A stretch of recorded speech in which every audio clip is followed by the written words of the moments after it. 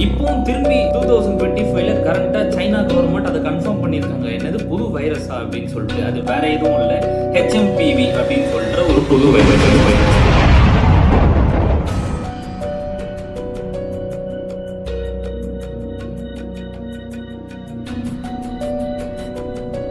2019 லாஸ்ட்ல பிடிச்ச நம்ம தலைவலி 2020-2021 எங்கடா திரும்பி பார்த்தா COVID-19 காலி.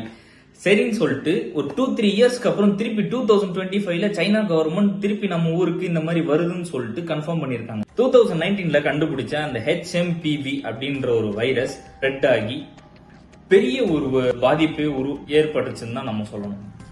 இந்த HMPV அப்படின்றது 2019ல தான் நம்ம வந்துச்சுன்னு நினைச்சா கிடையவே கிடையாது. 2001லயே நெதர்லாந்து கவர்மெண்ட் அதை கண்டுபிடிச்சிருக்காங்க.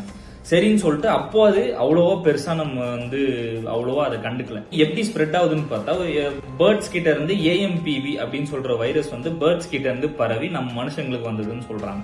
இதோட சிம்டம்ஸ் என்னன்னு ஃபர்ஸ்ட் சொன்னாங்கன்னா பிரீத்திங் இஷ்யூ வரும்னு சொன்னாங்க, அப்புறம் ஃபீவர் வரும்னு சொன்னாங்க, அப்புறம் காஃப், சிவியர் காஃப், இந்த மாதிரி க்ளோஸ் ஸ்பேஸ்ல இருக்கக்கூடாது, இன்னொருத்தவங்க யூஸ் பண்ண பொருளை யூஸ் பண்ண கூடாது அப்படின்னு சொல்லிட்டு கவர்மெண்ட் எக்கச்சக்க ரெஸ்ட்ரிக்ட் பண்ணாலுமே இந்த 2021ல இருந்து 2022 ஒரு புரட்டுச்சுன்னு தான் நம்ம சொல்லணும்.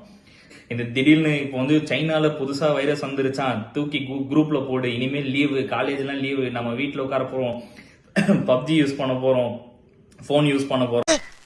என்னது கௌரவம் கிடைச்சிருக்கா? ஆமா எனக்கா? உனக்கு தான். ஐயோ ஐயோ நான் என்ன செய்வேன், யார்கிட்ட போய் சொல்லுவேன்? ராமா ஐயா அப்படி ஈஸ்வரா அப்படின்னு நினைச்சீங்கன்னா கிடையவே கிடையாது. போய் படிக்கிறா.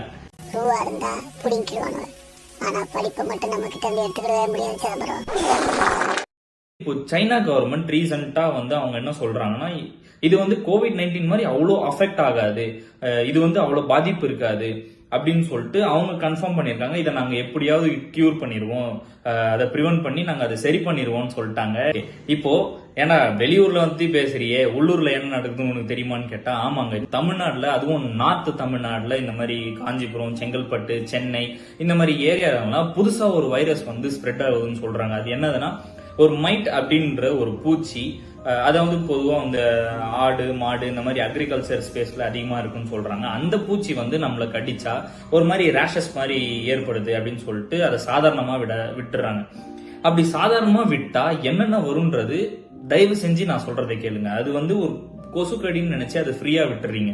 அது ஒரு மாதிரி ரேஷஸ் மாதிரி ஃபீவர் காஃப் ஜாயிண்ட் பெயின் எல்லாமே, பாடி பெயின் எல்லாம் ஆர்கனே ஃபெயிலியர் ஆகிற அளவுக்கு அது பாதிப்பு இருக்கு. இப்ப ரீசெண்டா நான் சில நியூஸ்லாம் பார்த்தேன். இது ஏஜ் கேட்டகரியில அஃபெக்ட் ஆகுதுன்னு சொல்லிட்டு நான் பார்த்தேன். அதாவது ஒரு 0 to 5 ஏஜ்ல இருக்க பீப்புளை தான் ஃபர்ஸ்ட் இது அஃபெக்ட் பண்ணுது, அப்புறம் பிரெக்னன்ட் லேடிஸ், அப்புறம் வயசானவங்க அப்படின்னு சொல்றாங்க. மிட் ரேஞ்ச்ல இருக்கவங்களுக்கு இது அஃபெக்ட் ஆகாதான்னு கேட்டா கண்டிப்பா அவங்களுக்குமே அஃபெக்ட் ஆகும். ஆனா இவங்களுக்கு அஃபெக்ட் ஆகுறத விட அவங்களுக்கு ரொம்பவே இருக்கும்னு சொல்லிட்டு சொல்றாங்க. தயவு செஞ்சு உங்களுக்கு ஏதாச்சும் இந்த மாதிரி ஒரு பிளாக் டாட்ஸ் மாதிரி ஏதாவது ரேஷஸ் வந்தா தயவு செஞ்சு பக்கத்துல இருக்க கிளினிக் போயிட்டு மெடிகேஷன் எடுங்க. இது சாதாரணமா ஒரு கொசு கடி தானே, ரேஷஸ் தானே அப்படின்னு சொல்லிட்டு நீங்களே டாக்டரா மாதிரி நீங்களே எந்த பொருளுமே யூஸ் பண்ணாதீங்க. தயவு செஞ்சு உங்க பக்கத்துல இருக்கிற கிளினிக்கோ ஹாஸ்பிட்டலோ அங்க போயிட்டு மெடிகேஷன் எடுத்து அதை தயவு செஞ்சு கியூர் பண்ணுங்க. அதை நம்ம உடம்பே காலி பண்ணிரும்ன்ற அளவுக்கு அது இஷ்யூவா போயிட்டு இருக்கு.